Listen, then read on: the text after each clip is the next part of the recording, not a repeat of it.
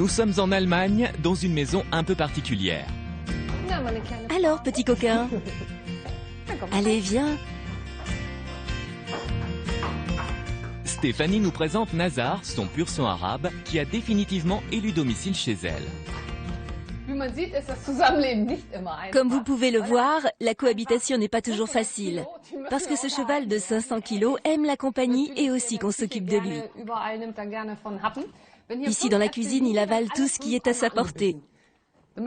S'il reste 5 pommes sur la table, il va mordre dans chacune d'entre elles pour que personne d'autre ne puisse les manger. Et puis il se met à fouiner partout dans la cuisine comme un gamin. Nazar est très curieux. Il veut mettre le bout de son nez partout. Son nez, c'est vraiment l'organe du toucher pour lui.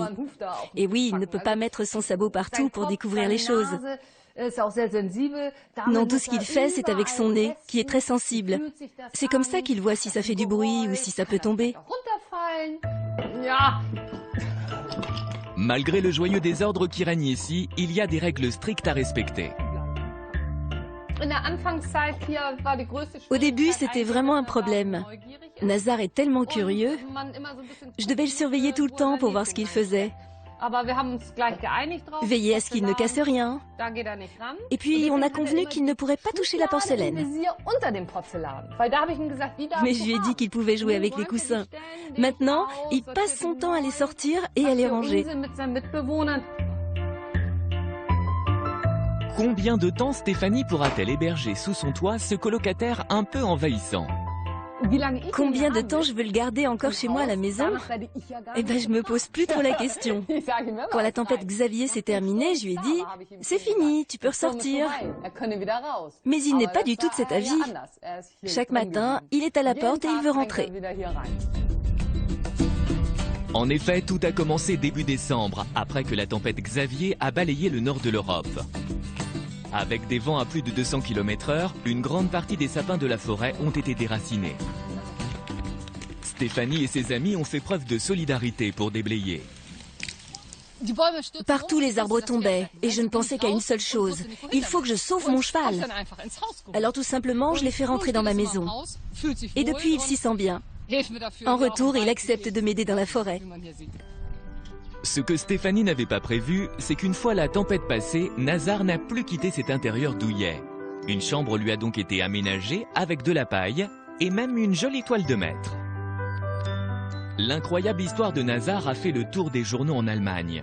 Les télés du monde entier se bousculaient pour en apprendre un peu plus sur ce fameux cheval de canapé. Bien évidemment, 30 millions d'amis a fait le voyage. Sauf que nous avons voulu connaître la vie des autres animaux de la maisonnée. Ici, c'est Aaron. Aaron, je l'ai adopté dans un refuge en Espagne quand il était tout petit. Il avait été jeté dans une poubelle avec ses frères et sœurs. C'est un très gentil chien, très intelligent. On s'entend super bien et il s'entend aussi très bien avec notre chat Lily et avec Nazar aussi, même s'il préférerait que Nazar reste dehors. Mais ça fonctionne entre eux. Parce que Nazar ne s'approche jamais de son panier. Et pourtant, à peine sa maîtresse sortie de la pièce, les deux nous rejouent une sorte de remake du corbeau et du renard, où le coussin fait office de camembert.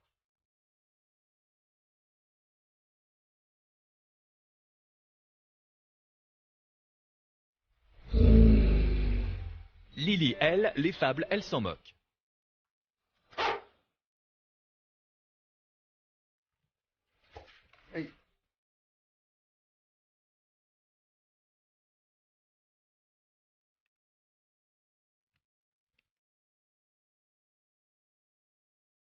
L'heure est désormais à la leçon de piano. Notre Amadeus Équin est un élève précoce. Après seulement quelques exercices, il interprète une composition de son cru.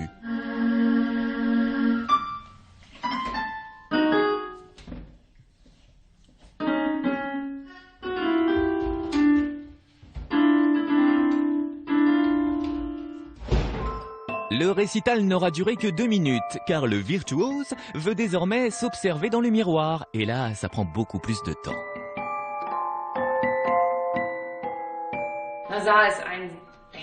Nazar est un cheval très narcissique. Il aime s'admirer dans le miroir. Le jour de ses 3 ans, pour son anniversaire, il est resté longtemps comme ça.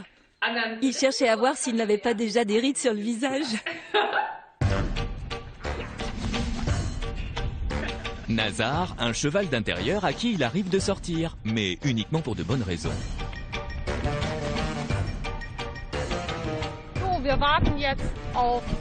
Nous attendons Buran, un ami de Nazar qui n'habite pas loin d'ici. Les 2 chevaux aiment bien jouer ensemble. Et nous voulons faire un petit tour avec Ingvar, le propriétaire de Buran.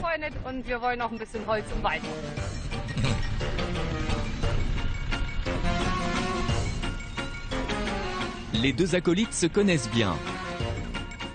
Et Stéphanie profite de leur retrouvaille pour atteler son pur sang pour la balade.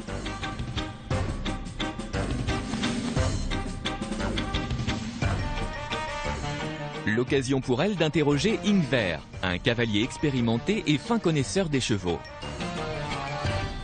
Ingvar, pourquoi tu crois que Nazar aime rester chez moi en ne cassant presque rien? Nazar est un étalon arabe, et depuis des milliers d'années, les pur-sang arabes ont vécu avec les hommes. Souvent, ils partageaient les mêmes foyers. Ils n'ont pas besoin de vivre en groupe.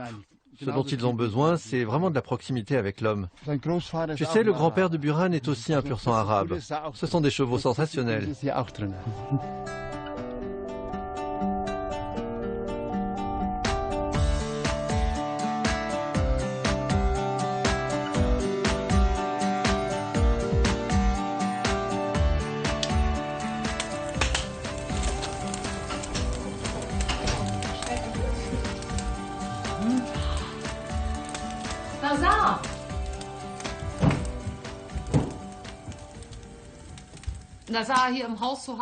Avoir Nazar ici à la maison, pour moi, bien sûr, c'est beaucoup de restrictions et de contraintes.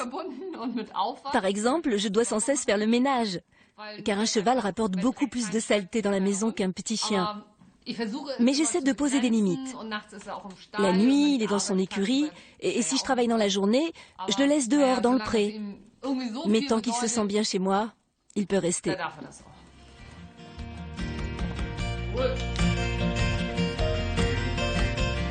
Avant de se quitter, Stéphanie a tenu à faire une mise en garde importante. Tout ceci peut paraître idyllique, mais en fait, il n'est pas conseillé de faire pareil, en aucun cas. Car si un cheval est pris de panique, c'est la catastrophe. Cela peut avoir des conséquences dramatiques pour les hommes, le cheval et les autres animaux qui vivent ici. Chez moi, ça s'est présenté comme ça. Ça se passe bien avec les autres animaux, mais il ne faut vraiment pas ramener son cheval dans sa maison.